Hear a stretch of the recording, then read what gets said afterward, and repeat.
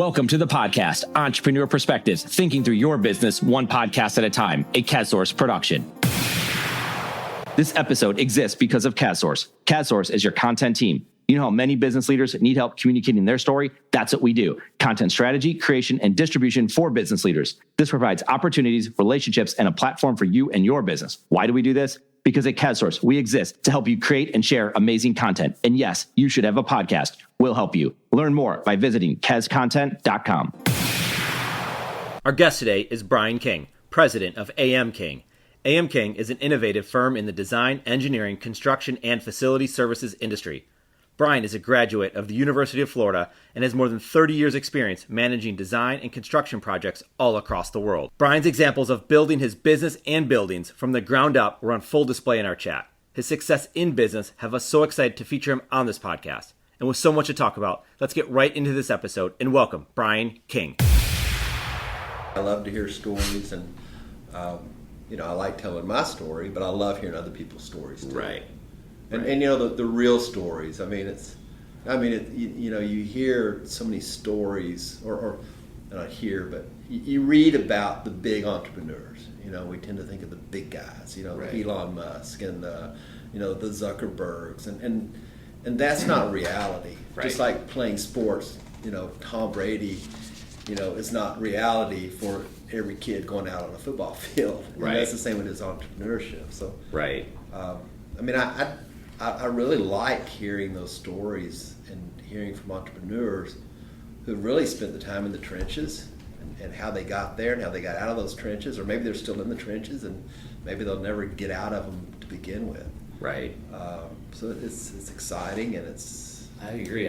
The extreme examples, though, of what like an Elon Musk or Mark Zuckerberg or Steve Jobs, it's because everyone knows about it. So that plays very well, and they sell millions of copies of their books, and everyone understands the stories, or they see the picture of Jeff Bezos working in his, Right. Wherever he was working, and it's just an office. People Right. like have this glamorous, but you're right. It's like how many Amazons, how many Facebooks, how many Right. Instagrams are going to be built overnight. Well, no, but so I think those extreme examples can really help. Because I did like the story, like when Jeff Bezos said they had someone who had to run over to the bank to make sure their line of credit stayed open, because if it didn't, then they were going out of business.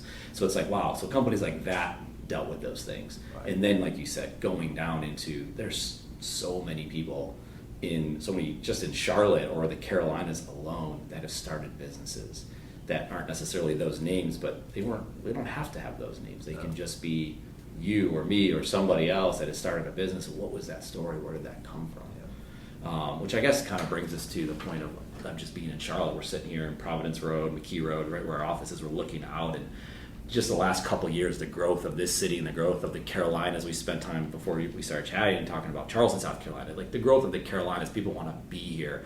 Being in the industry, being in the construction industry, what's it been like from your vantage point, seeing this, being a leader in that industry? It's the Carolinas. I think it's the Southeast in general. I think there's a lot of traction for people to be in the Southeast. A big one is the weather, the business climate, the people of the Southeast. Is generally a friendly place to work. It's a good place to work. It's an enjoyable place to work. I think of Charlotte, though. I came to Charlotte in 1994. So when I got here, we were just sort of at that end of where you would go downtown Charlotte at night and it was dead. There was nothing down there. Right. The first one or two restaurants were starting to open up. But what was really interesting to me when I got to Charlotte was the vision. And there were some really great business leaders that had a great vision for Charlotte and what they wanted it to be. Hugh McCall, Crutchfield, those two big bankers. Of course, they had the capital to make that vision happen. But, whether it's a city, whether it's a business, any type of venture, you have to have the vision first. If you don't have the vision, usually not much is going to happen. Right. And those business leaders had a great vision for Charlotte and what it could be. And they made it happen. And I think that vision is still alive. I think it's maybe not as focused as it was 25 years ago, 20 years ago, but I think it's still there. The other thing about Charlotte that was really unique, that I found unique when I got here, was sort of this public-private partnership. The two melded together very well. In other words, the public entities reached out to the private organizations for assistance, and the private organizations depended on the public entities to do what they needed to do. And they really made that partnership work. And I think that's been a great way that Charlotte's been able to grow.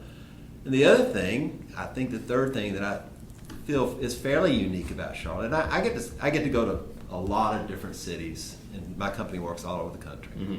So I've been in every major city in the United States, probably done a project in most of them, if not multiple projects. But the level of community involvement in Charlotte, I think, is huge. And you hear that people talk about this stuff all the time, but it's really, really true. And if you don't have a community or a group of leaders that are supporting your community, the community is not going to thrive.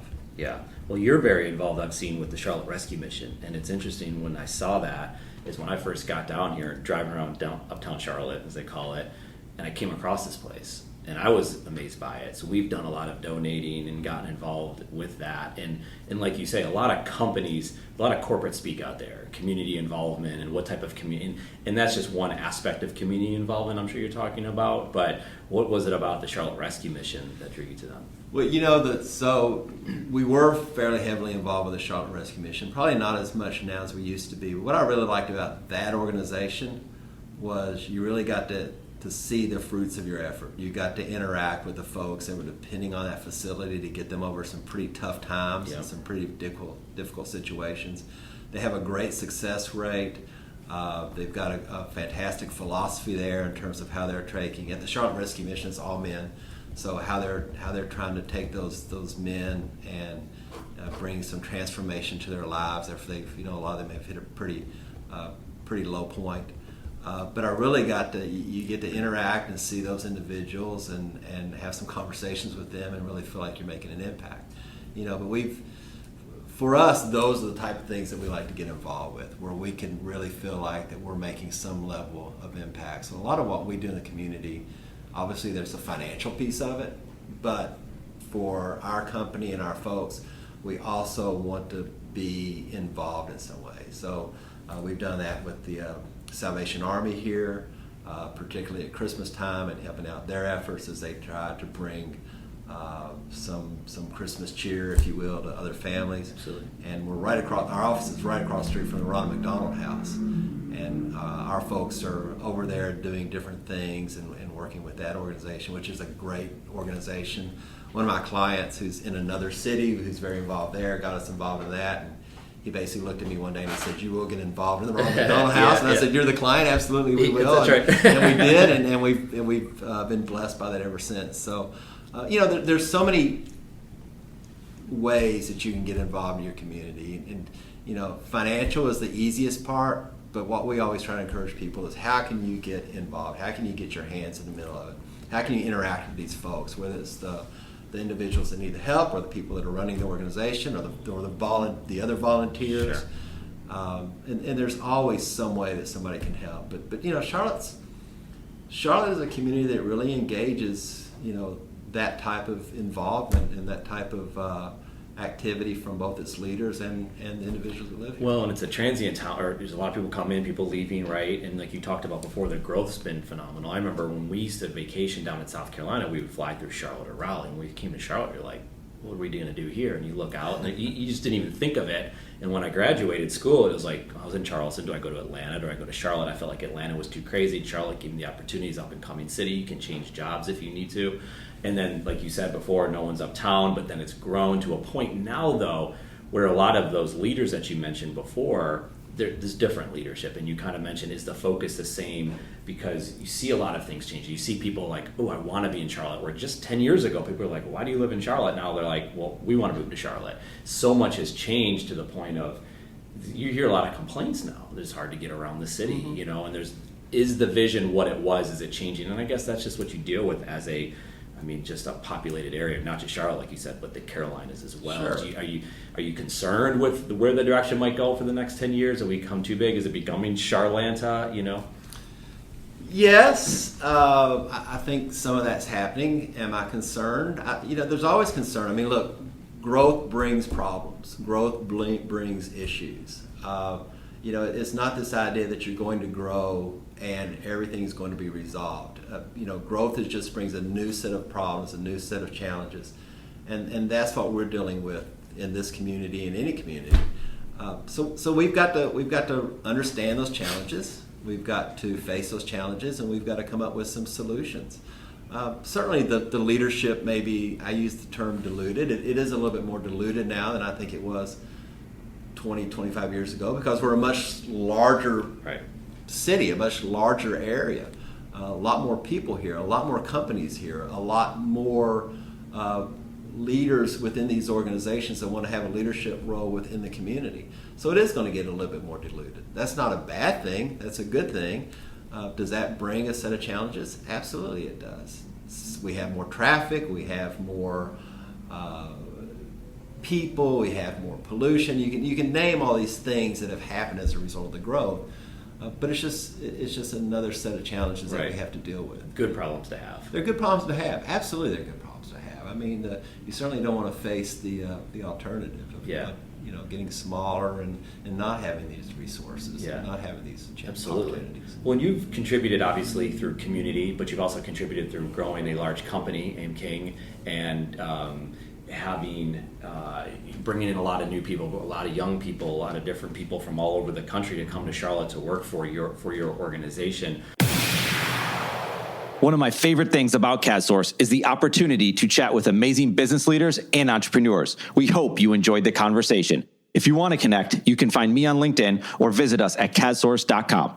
Thank you for listening to this CADSource production, Entrepreneur Perspectives, building and protecting your business one podcast at a time.